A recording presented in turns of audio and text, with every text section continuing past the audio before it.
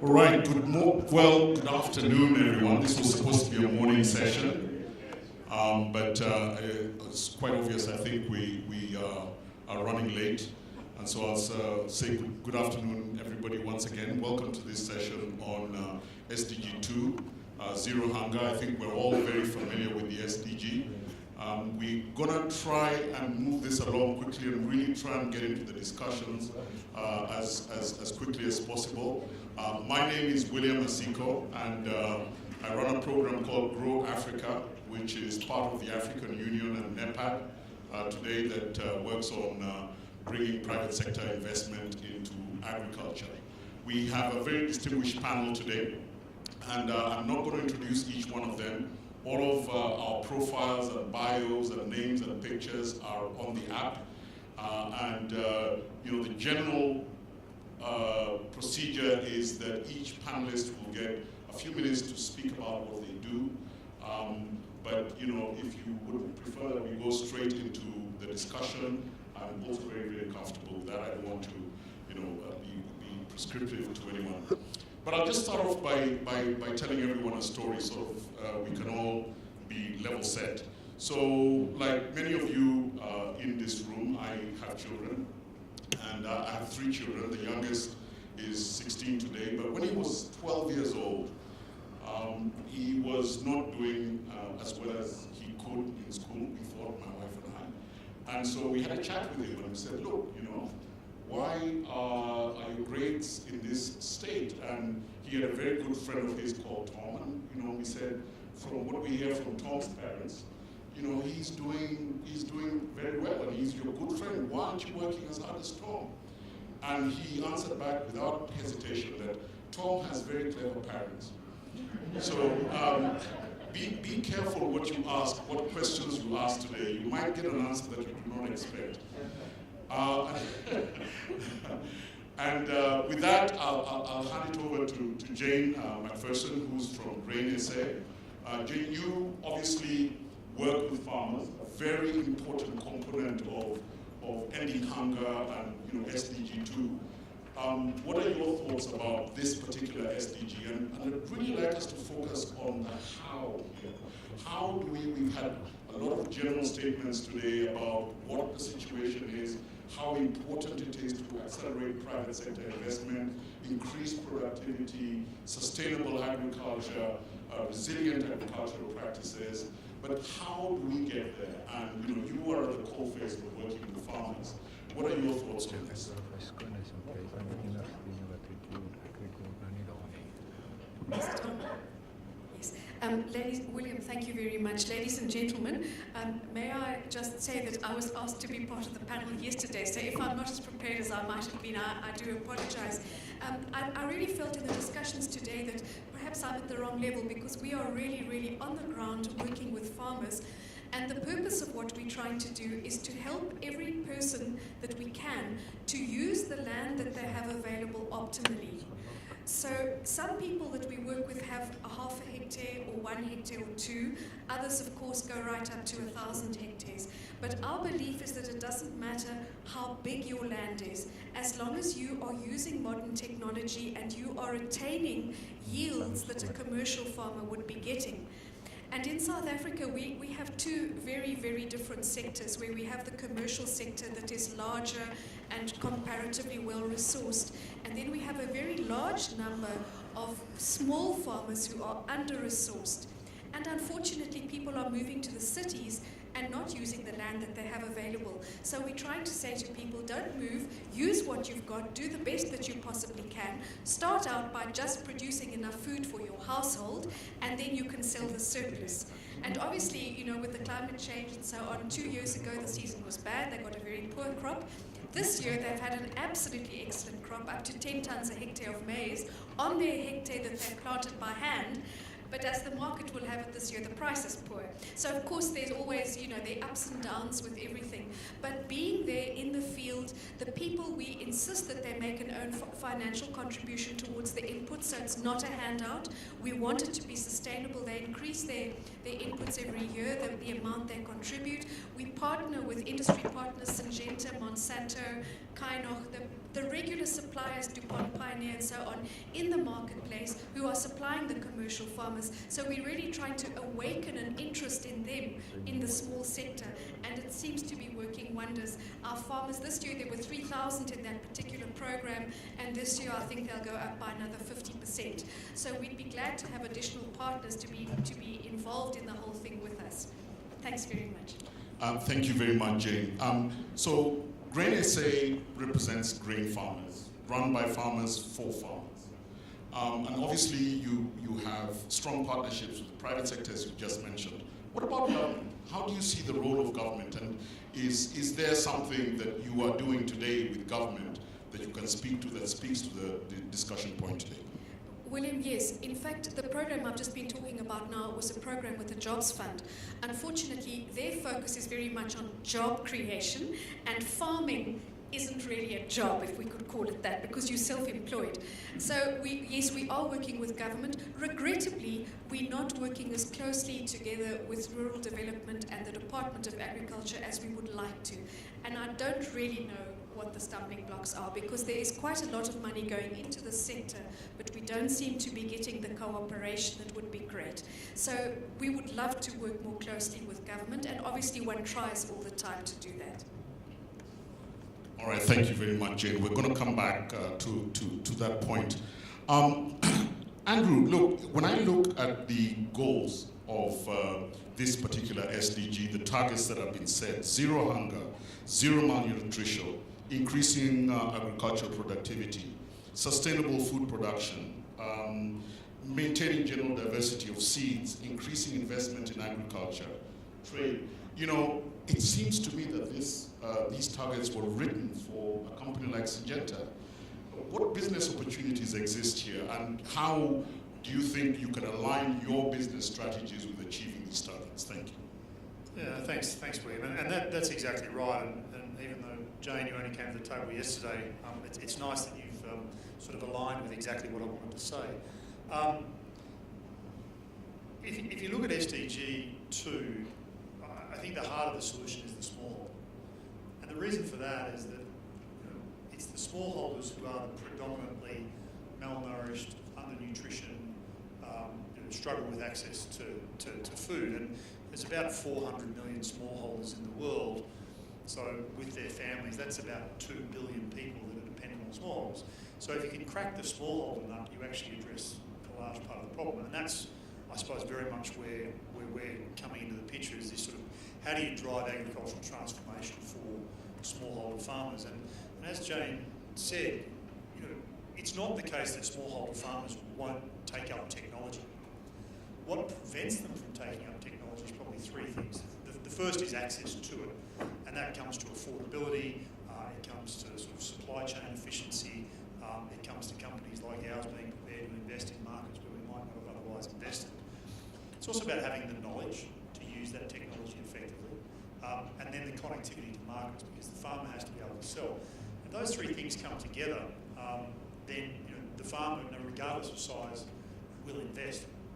For a company like ours, in terms of how do you drive that agricultural transformation, I think you've absolutely got to put it right at the heart of your business. It can't be an add-on or a bolt-on. And so much so that a couple of years ago we developed a program called the Good Growth Plan, which is a series of 6 commitments that the company made to sustainable agriculture and the sustainable intensification of agriculture between now and 2020. And a couple of those are very central to what we're doing here in Africa. So making plants more efficient, empowering smallholders, and helping people stay safe. And they're very fundamental to smallholder farmers. And so everything that we do in our business revolves then around how do we deliver against those commitments, and how do we be transparent in making sure that we're sort of demonstrating progress. Because it's one thing to make a commitment, it's another thing entirely to sort of tell people how you're going and drive behaviour change in your organisation, which I think is your question. So we've tried to do it through transparency and understanding that the smallholders really are the engine of addressing, particularly SDG 2. And I think through creating a broader base of crops, because crop diversity is very important. So it's not just focused on corn or price or what have you. But, helping farmers get more access to a greater diversity of crops, I think, is really important. And also sharing knowledge, as I mentioned. And so here in Africa, for example, under the Good Growth Plan, we have almost 70 what we call reference farms. And they're farms which are practical, working farms that help farmers adopt the sort of protocols that we believe can drive change. And what we've seen in those reference farms, for example, is an average productivity increase of 19% over the farms in the surrounding district. Now, to put that into context with SDG 2, every 10% increase in productivity yields about a 7% improvement in production quality. So the two are very, very clearly linked. And so the creation of reference farm networks under the Good Growth Plan has allowed us to understand how to implement these things. And it's all about sharing, being transparent, and making it practical and workable right at the level that Jane talks about, I think is really, really key for us. And what we've seen over the couple of years of the Good Growth Plan, and I'll do a bit of a pitch here, if you're around tomorrow morning and you want to come to breakfast, it's a free breakfast, you can learn more about how it's driving behaviour change. But it's driven behaviour change right into the heart of our business, and that's what we believe is essential to deliver the sort of outcomes that SDG 2 contains. Thank you very much, Andrew. Now, I just want to pick up on one point that you've made, but was made several times this morning, and I actually tweeted about it this morning. For me, I think in order for business to help Africa achieve the SDGs, they're going to have to go beyond doing good. Okay, there's going to have to be a way to find commercially viable opportunities within these targets. Is the Good Growth Plan, is it profitable for you? Are there commercially viable opportunities in there for you that you can grow and that you can look forward to? Yeah, it's coming, William, is the answer. A good example that I've been associated with, I didn't just move to Europe and Africa, but in Asia, in China, we're working with kiwi fruit producers, and it is delivering absolutely commercial benefit through improved pollination practices and through the farmer being able to point to more sustainable agriculture as part of his marketing program. So it's coming. I think the biggest barrier we have is actually in our own business. People are still seeing it as an add-on, as an additional cost. People outside the business actually cotton onto it quicker than our own people. So we've got a lot of work to do internally to still change behaviours. And what we're using it for is to drive better collaborations at the farm level, so the sort of collaboration Jane talks about. And research collaborations we're good at, and the sort of things that we do with IRRI, we've got hundreds of those around the world. But what it is doing is it is starting to drive farm-level collaboration. So you have input providers like ourselves, you have off-take partners, you have commercial end users, you have researchers, and that's where we're starting to see, like my friend the kiwi producer, Mr. Bai in China, and we're starting to see smaller examples here with some corn producers in Africa. So it's starting. It's nowhere near far enough, and it comes down to businesses recognising that to be successful in the long term, we are going to have to do this. And we're going to have to move beyond the short-term thinking that tends to dominate a company like mine to much longer-term thinking. And once we do that, and once we start to demonstrate that we're prepared to invest in these value chain integrated solutions, then our commercial people will be happier to be able to sell with confidence, and point growers to the value that comes. But we're not there yet. Thank you. I completely agree. Integrated value chain solutions were your last words. And I wouldn't be too hard on yourself. This isn't something that business can do alone. I think that there is a big role for other stakeholders along the value chain. So obviously there's the behavior change, but I think there is not enough being done to build business cases or investment opportunities along value chains. Okay, and I think this is something that we can delve into a little deeper, and I'm sure there are people in the audience who can give us some more perspectives on that. But building these business cases, because as far as I'm concerned, the business, the language of business is commercially viable opportunities. And if you can demonstrate that, you have their attention. So I completely agree with that. So Abdelbagi, you are coming into Africa at an interesting time.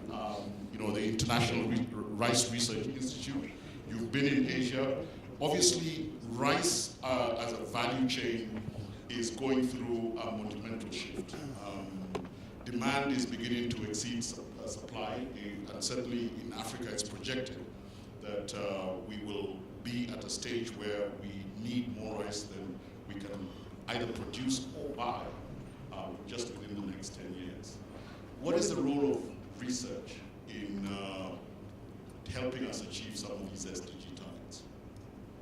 Yeah, thanks, William, and also thanks for the organizers for giving us this opportunity to come here and share with you our experiences in Asia. Actually, if you look at IRRI was established in Asia, in Philippines in 1960, basically to tackle this question of hunger and poverty.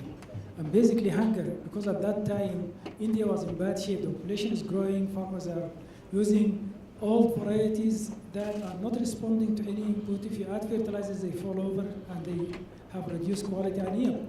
So the two philanthropists, Ford and Rockefeller Foundation at that time came with the idea of establishing International Rice Research Institute in the Philippines, which basically started with developing varieties that are different. They can take fertilizers, they can increase yield with input, they can have higher yield potential and quality. So they came up with the concept of the first variety, IRRI, actually celebrate the 50 years anniversary of that variety last November. Basically, they shortened the traditional varieties by half, and they make them stiff. You can add nutrient to it increases grain yield.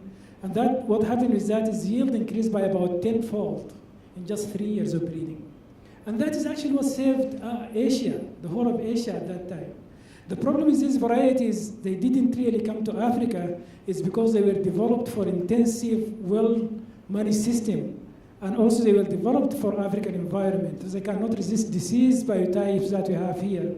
Many diseases we developed resistant for it in Asia didn't work in Africa. In Africa also have more challenges of poor soils. We have drought incidence very high. More than 80% of rice in Africa is still rain-fed. Flooding, sometimes cold, iron toxicity covering more than 40% of African soils. So these varieties did not work here.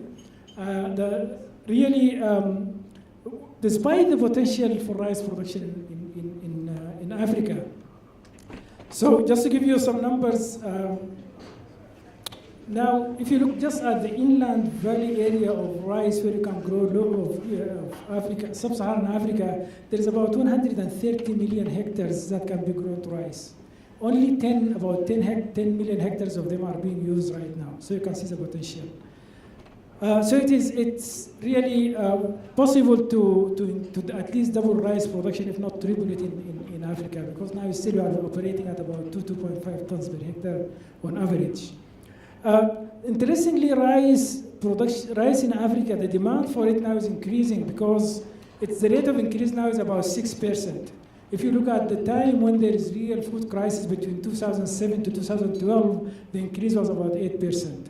And there is two elements to this increase, mainly increasing population and also increasing lifestyle of people, the income of people in Africa. Everything is changing now. People want better food. They are shifting from coarse grains and root crops to more fine grains, especially wheat and rice. So the opportunities are there, and I think from what we learn in Asia can help us really make a huge difference here, but we failed to get the same varieties that developed for Asia to work in Africa. As I said, the environment is very unique. You need different adaptations, but all of it is possible. We already released about 20 varieties here, and they are doing wonders. They brought the yield at least to 5 to 6 tons per hectare if they are managed better. So if you look at Africa now, the demand is huge. In 2015, Africa produced about 14.4 million tons of rice, but the demand was about 26 million tons of rice. So about 45% of the need were imported. That is costing the continent between $5 to $6 billion every year, which is actually needed for much more important things like health education and other things if we'll be able to break this gap. So it is possible really to do this. There is lots of opportunities. Also encouraging for farmers, smallholder farmers in Africa, is that rice is a commercial crop in Africa. The price is like double the price everywhere else. So they can sell it, and probably you can see improvement in food as well as in income. So, but how can we quickly bring that in? I think the first thing we have to start with is really we need to change all the variety profiles that are here in Africa. The varieties here are very old, and their productivity is very low. They don't respond to fertilizers. Most glaborimas actually have poor quality also. And with what we have done in Asia, and also with the new technological development right now, we can convert any variety from a sensitive to drought, to tolerant to drought in 1.5 years to maximum 2 years using markers. We can develop them to flood tolerant in about 1 year only, any variety. So the technology really is allowing us to speed up the development of designer varieties that can work for a specific environment in Africa. Another thing in Africa which I notice is that agronomy is really very poor, or non-existing actually. Farmers are still using hoes. Weeds are dominating the fields. They do not level the fields. They don't bump them. So if we bring basic agronomy to Africa, I think by itself it could double the productivity.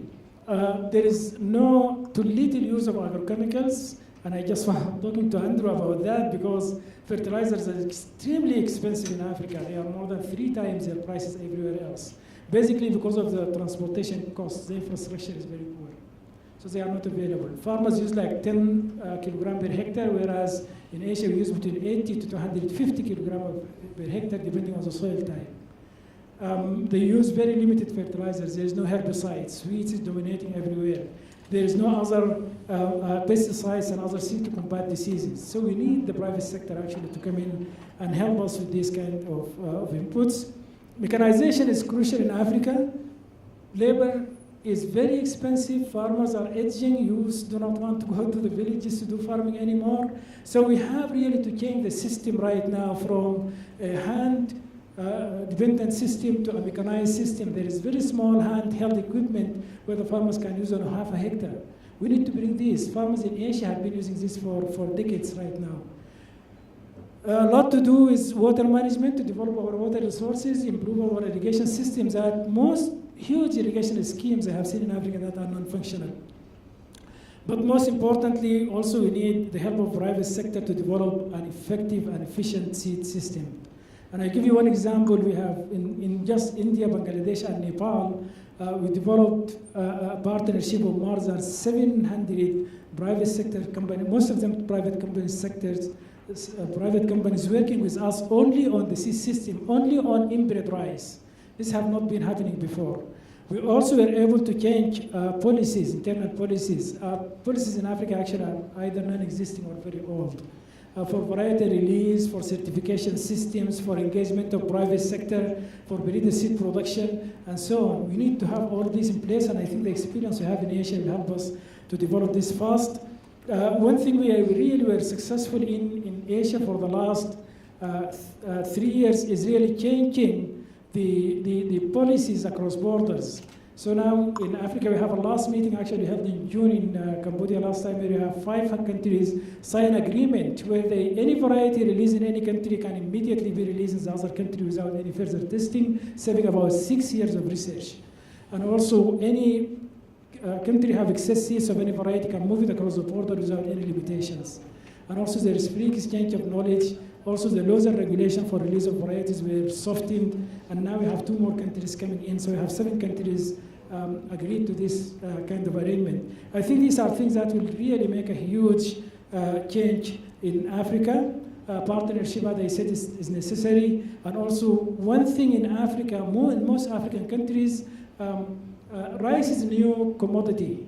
So we do not have trained staff that can really handle it. In most countries in Africa, you have one breeder who probably is working for more than a few cereal crops at the same time. Few of them have now started that, but we need really to develop the infrastructure of our staffing in Africa, both at the technical level as well as at the research level. So we need really engagement from all partners to do that. Unless we really have people with capacity that can handle breeding and agronomy of rice, and also help even in private sector here, they are struggling of having trained people to really establish their business. This is a very important aspect that I think we should look at. And I can't really talk enough about partnership. As I said, in India alone now we have about 300 private companies working with us.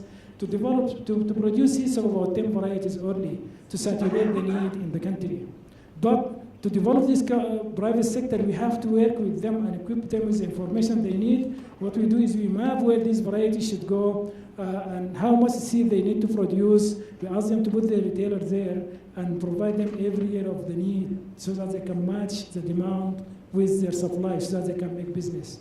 And I think for private sector to work with us, we have to make sure that is a win-win case. If they lose, they can't work with us anymore. Thank you.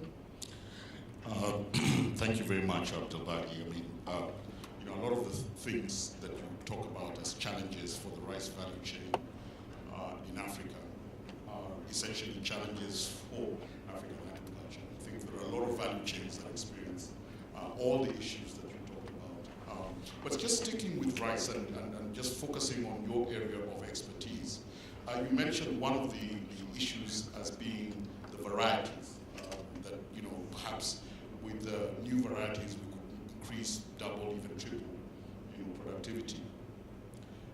Obviously this requires research, and research is expensive, right? We know that even the private sector finds research, something that it's a good investment, but finding the capital to do it is difficult. How is an organization like yours going to bridge that funding gap to find those right varieties? Well, this is really a challenge, especially at this time, this point in time, because resources were not a problem until about 1999, 2000, and then everything went down, especially the investment in agriculture. We are struggling really right now. We go all the way to write proposals and convince donors to provide resources for that.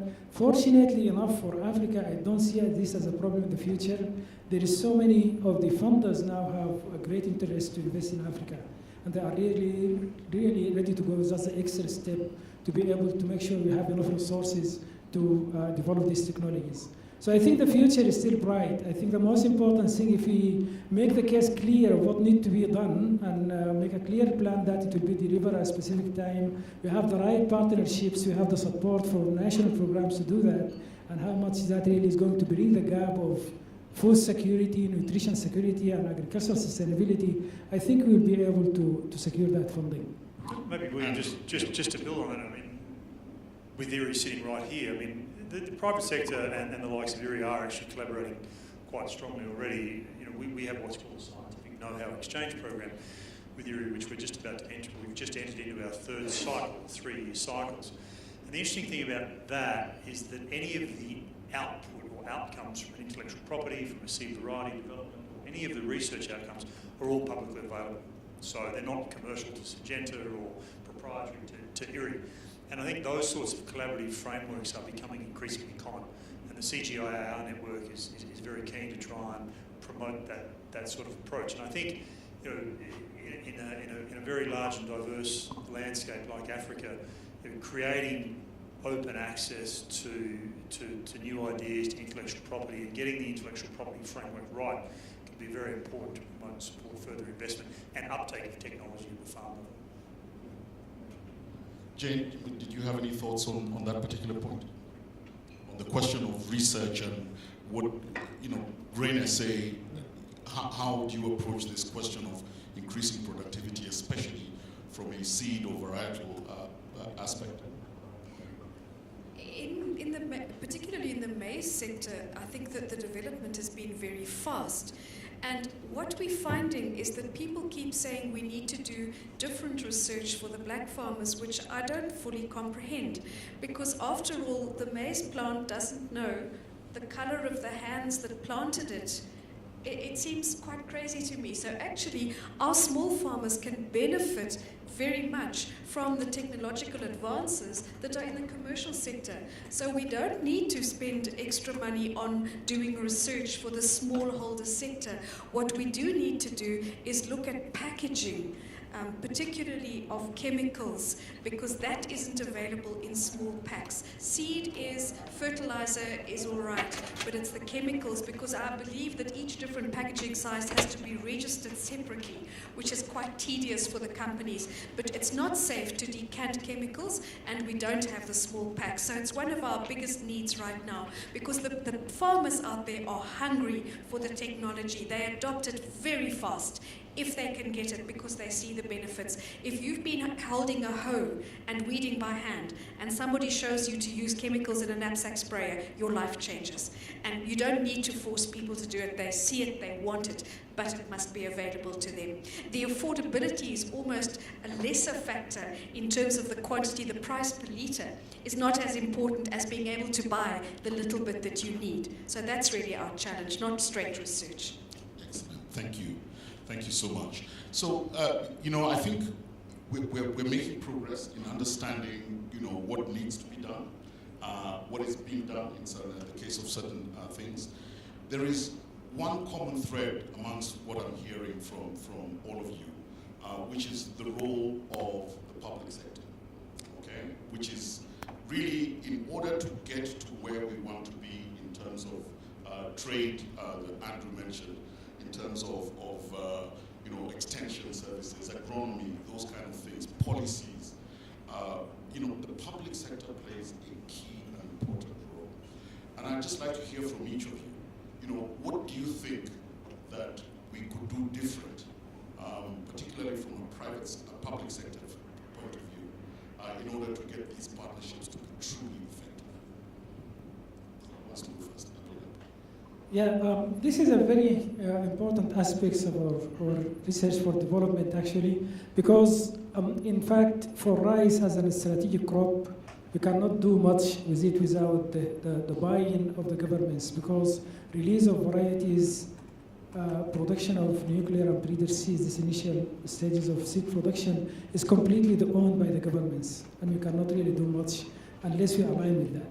So in most cases, we develop good varieties, but we have to really catalyze the process of releasing that variety, producing seeds, and then putting a set of partners in the pathway until we reach farmers, not only farmers, but until we reach the market. So it is very important to get the involvement of the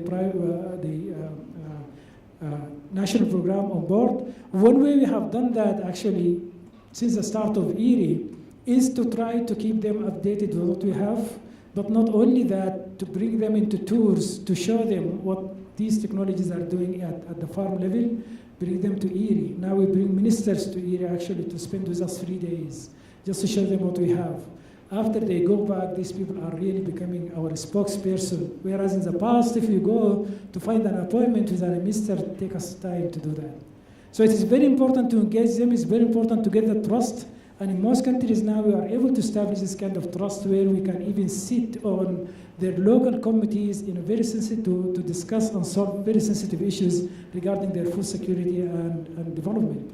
So it is very important to establish that trust and work as a single entity rather than just an international development organization. And another thing is, if they really get the concept of that we are honest brokers that can even negotiate deals with them, with their neighbors, with others where they can get benefit from, they see a lot of benefit of working with us. So it is very essential to work very closely with national programs. I think governments, I suppose I can say this because I started my career in government, governments are very bad at getting involved in business, very ham-fisted at it. But what governments can do is set a framework to allow business to operate. And I think in our case, and Jane sort of alluded to it on the issue of pack sizing and registrations, but for agricultural productivity, a government can set a predictable science-based regulatory regime. Our company, the issue is not how high the bar is set, it's actually knowing where the bar is set and then being able to jump it. So having a framework that's predictable, science-based is very important. Having regulation and registration procedures that are efficient and effective and sensible, because that incurs cost that's ultimately borne by the farmer.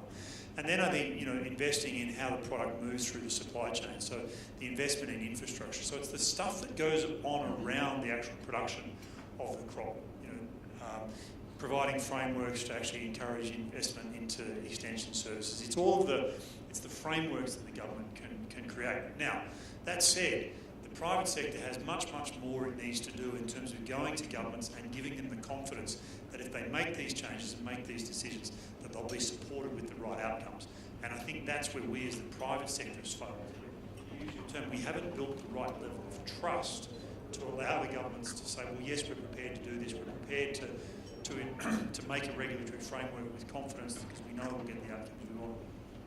So we in the private sector have to go to the government, say, look, we understand what it is that you're trying to achieve, we understand your objectives, and here's how we can help you achieve those objectives, and then let the government set the frameworks and then have them step back and get out of the way and let the private sector and the farmers get on with it. Excellent.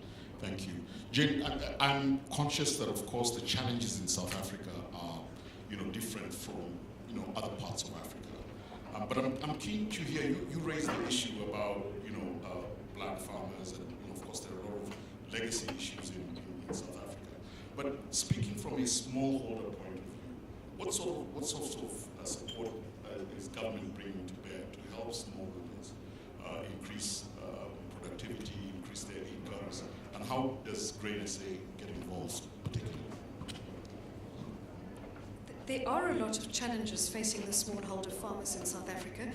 A lot of it has to do with getting into the marketplace in terms of grains and so on, just because of the logistics of it, actually moving it and packaging it and so on. I think the government, if I could say, it's because it's a very difficult field to work in, and again the lack of trust that we have is problematic, because the knowledge, the technology, the know-how, all of that is there in the commercial sector.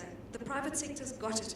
The thing is, how are we going to make the government and the extension services partner with us in a relationship of trust so that we can assist them to reach more farmers? There are a lot of extension officers out there, but they're not empowered. They perhaps aren't as experienced as one would want them to be. So we need to reach out very much in terms of working together to reach the smallholder farmers. And I think we could achieve a lot more if we managed to do that. I don't know why it's taking us so long to get it right, because I think there is really a will from the private sector to be involved, and the farmers are hungry for it, and we shouldn't be in competition. We're actually all on the same side. We want to help the smallholder farmers. We want them to become part of the mainstream agriculture. We want them to be food secure. We want to grow our rural economy. We want to create jobs. So I think the will is there. It's a case of, can we find each other, and then can we implement it? Excellent. Thank you. Now, I think we've heard from our panelists speaking passionately about some of the things they think that can happen. I want to open it up for questions to see if there are other thoughts out there that might not have been covered in the two general questions we asked our panelists. So if you could just raise your hand, we'll get you a mic, introduce yourself briefly, and then ask your question or make your comment.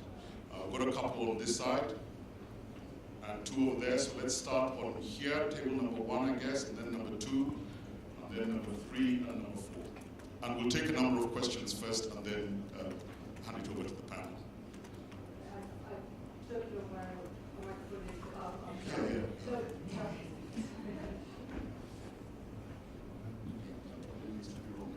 Thanks. My name is Jenny Costello. I'm founder of an organisation called Collective 17, very much focused on the potential of partnerships, SDG 17. Really pleased to hear you all share your perspectives on sustainable agriculture and food security. One of the things that I think has great potential to answer some of the challenges that you described is the role of mobile technology. And it's, Andy, you talked about access to technology and access to markets. Jane, you're working with smallholders who are sometimes marginalised or left out of the traditional and large value chains. Can you just comment on what you see the role of mobile technology in your different lines of work? I think it's something that many people have tried and not very many people have yet succeeded in.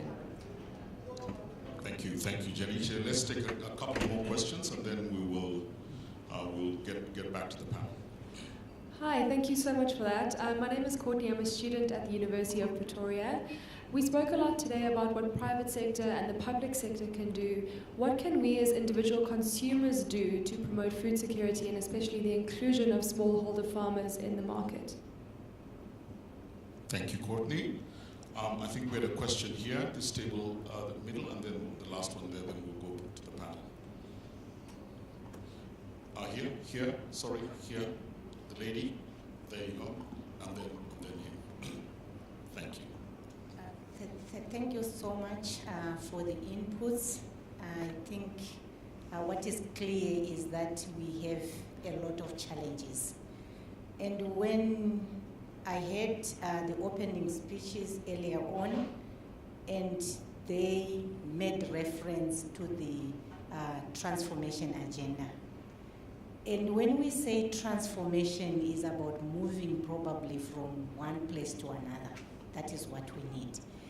And I often hear a lot of arguments about we need to make smallholder agriculture work.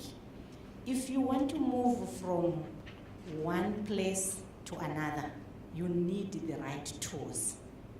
My question is, in the smallholder agriculture, do we have the right tools? When we say we have got a smallholder farmer, is that a right tool for using in the agricultural transformation agenda? Thank you. Thank you. And you did say your name, ma'am? My name is Patricia Arwasoka-Masanganisi. I'm from USAID. Okay, thank you, Patricia. Okay, last question, then we'll go back to the panelists. My name is Mokea. I run a radio station in Western Zambia, Mongo in particular. Thank you very much for the nice presentation to all the presenters.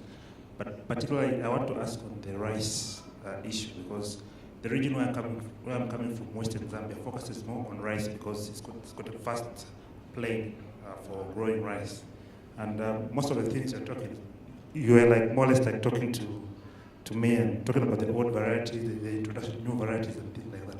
And I wanted to see how, whether there was some focus on Zambia, or if there was nothing, to see how we can tap into that and see how we can forge forward together.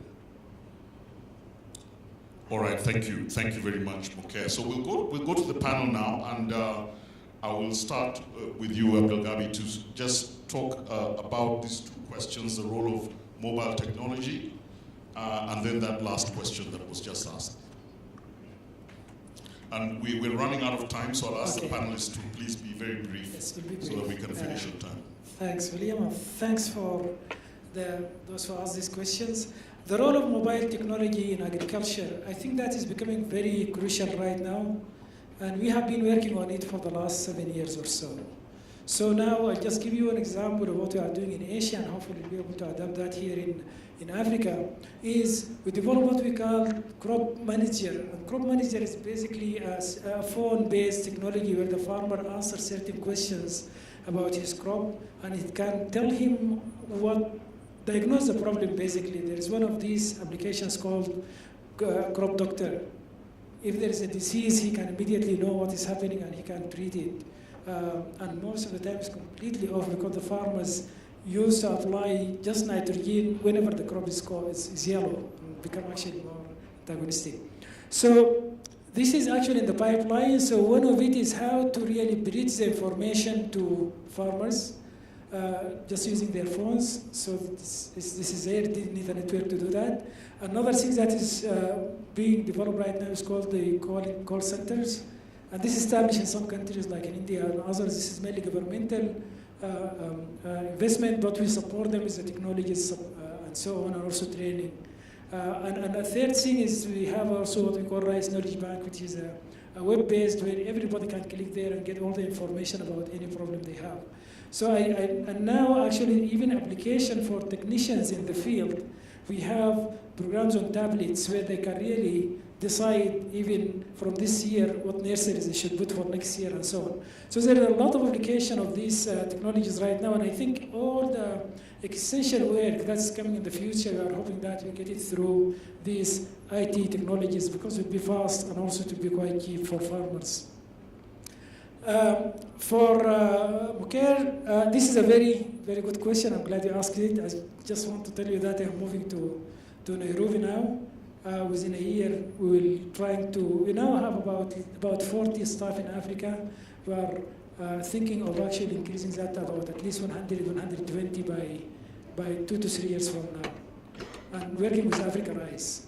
So we really want to boost our activities in Africa. All rice producing countries in Africa hopefully will be part of this network and benefit from it. So we'll be coming back to you.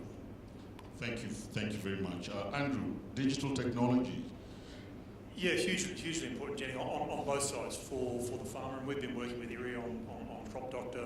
I can't speak for Africa. I've just moved to the region, but in maybe my Asian experience, working with Indian farmers in terms of provision of basic agronomic advice on the older phone, so not even on the smartphone.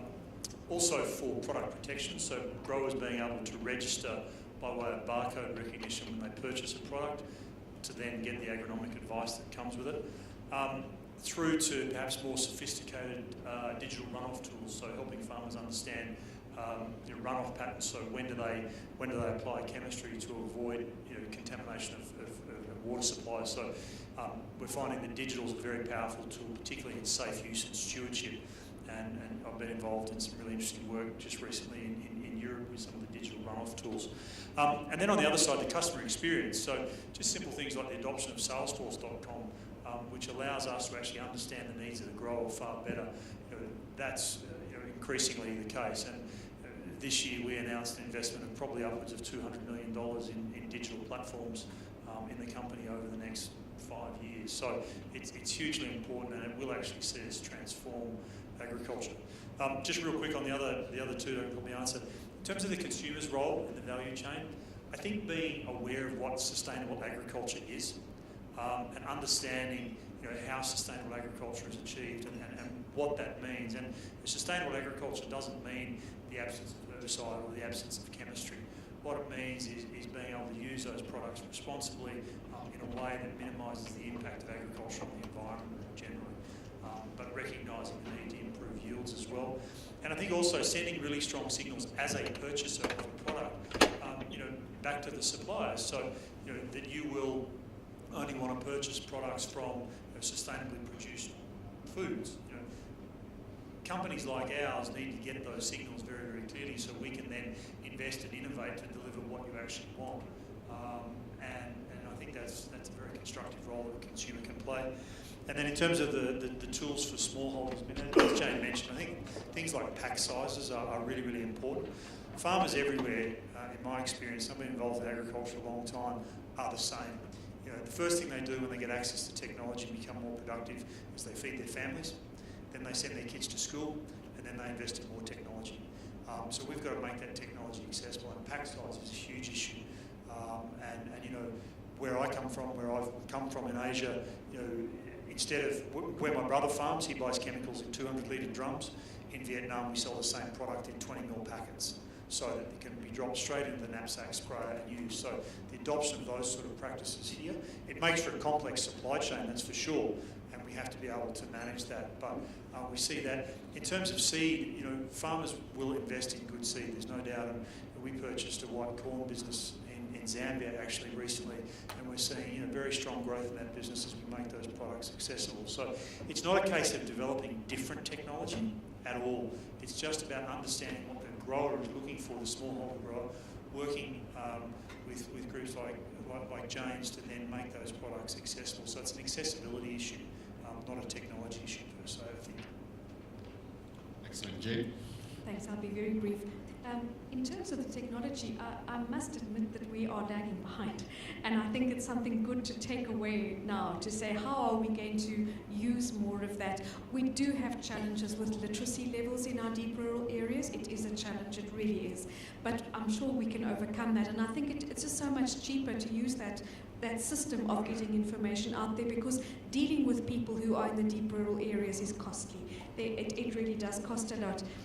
In terms of the products, yes, I really wish that our consumers would start putting a bit of pressure on from that side, so that we encourage the big companies to take the extra effort to buy from the smaller producers. It does take more effort. The transactional cost is higher, but it has a benefit to our broader country and our future. So it would be great if the consumer would put pressure on that. And then I think coming back to the tools, we're struggling in South Africa with the mindset of the commercial sector. They don't see 100 hectares as 100 hectares. They see it as one block farm by one person. And the question is, does it make any difference if 100 people are farming 100 hectares, or if one person's farming 100 hectares, it's still 100 hectares. So we want to get that production up.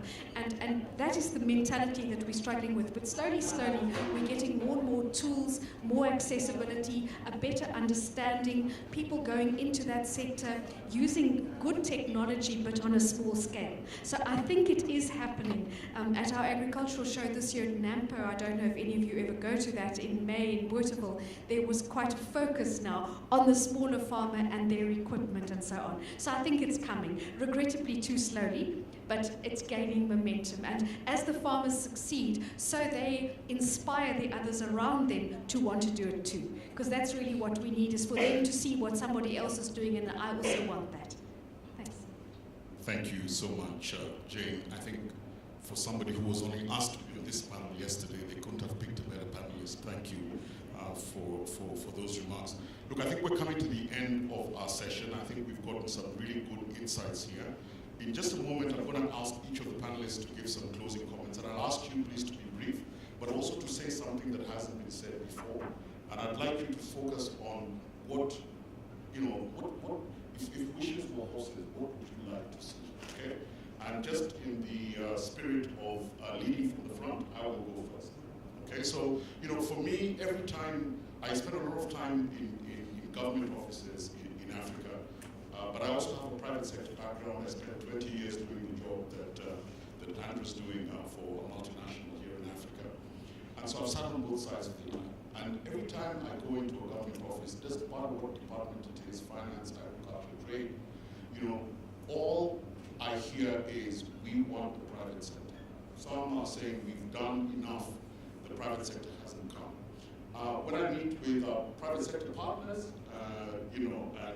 Kim and I have met many times on these same issues. They're like, you know what, we want to invest, we want to work with government. When we talk to farmers, farmers want to produce, they want to be connected to markets. The will is there all around, My wish is that could there be a framework where all these parties will come together at the appropriate level and start to build,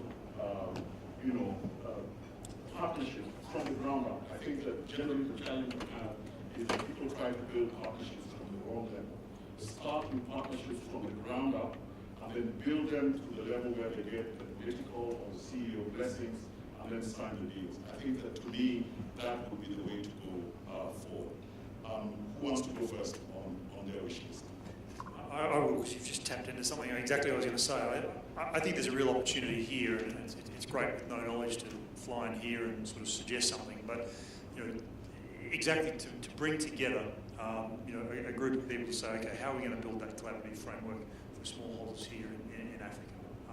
And it's not a forum like this. It's got to be much more hands-on. It's got to be much more practical, and maybe coming out of the back end of the AGRA session next week, getting a couple of those parties together to say, okay, what does the collaborative framework actually look like, and how's it going to work? I think could be something very, very, very tangible. So in full support of what you suggest there, and Kinyu and I have talked a little on that.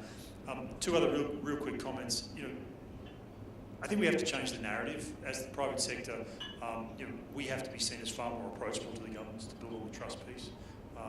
We have to change the way in which we come to the table, and don't try and boil the ocean. So collaborations can start very small, and success breeds success. Small wins build bigger wins, and be prepared to settle for something small in the hope of something big.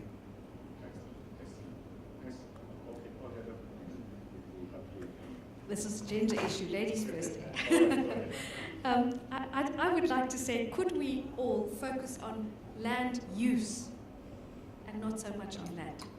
land use. The land has to be productive. And then to develop and focus on the individual, see each person as an individual and develop and help them. And then that we get the people to take ownership of the development. It's something they do, something you do for yourself, or it doesn't happen at all. You can't make people develop. They want to. So if we can focus on the land use, on the individual, and they must take ownership for their own progress, I think we would be achieving great things. Okay. Thank you. Yeah, I'll probably focus on two main points. One of them is on partnership, and actually the partnership at a different level, partnership between investors. We notice in Africa there is huge money moving in, and many organizations are working but completely independent. And most of the time the work is being repeated. So I see a big role for UNDP really to try to find a formula where we can really make a better use of these resources in a way that it become complementary, and at the same time it become a gap filling, because national programs also are capable of doing some of this work. The role of private sector now become very critical, but frankly most of the private sectors that are involving in Africa need a lot of training and uplifting. And that also should be taken into account. Most of the time they are working on high value crop, that is a quick win, but to bring them to work on varieties that, crops that are strategic, it's a long way. We need really to bring them on board. The second point I want to make is the market. Whenever we travel in Africa, and we travel a lot, whenever we ask farmers, we are bringing you new technology, new variety, new way of production and so on, their first question is, where can we sell our rice? And this is a real problem. Despite this, we'll talk about food insecurity and other things, but farmers are really not getting the price for their produce. And I'll give you one example how this was solved in Asia. Most of the Asian countries now have a minimum price strategy. If the farmer was not able to sell their rice, they will give him a minimum price that will secure at least they are not losing. And the second thing is to connect them with the market. Most of our countries here in Africa do not have a niche for the market or a brand for their rice. If you look at Thailand, for example, now it is the second largest rice exporter because they have a brand of their scented rice. If you look at India, they have Basmati brand. And they have market that is non-touchable actually. Vietnam came in and took in at the low level, focus on Africa, also they develop their brand, and they become the third largest rice exporter in the world. We don't have this. We need to have a market structure here in Africa that can allow the farmers and give them security wherever they were able to produce surplus materials, they will be able to market it. Thank you very much. And I'll just add very quickly, you know, we at Grow Africa have been working on just such a collaborative framework, Andrew, for over 12 months. Kenya knows about it. It's called the Country Agribusiness Partnership Framework. We'll be talking about it in Abidjan next week at the AGRF, and I'm happy to send anyone who's interested in information about it. We've come to the end of our panel. Andrew, Abdelbagi, and of course Jane, thank you so much for being an engaged panel. Thank you to the audience for your questions, for your engagement. Let's continue the networking over lunch. Thank you very much.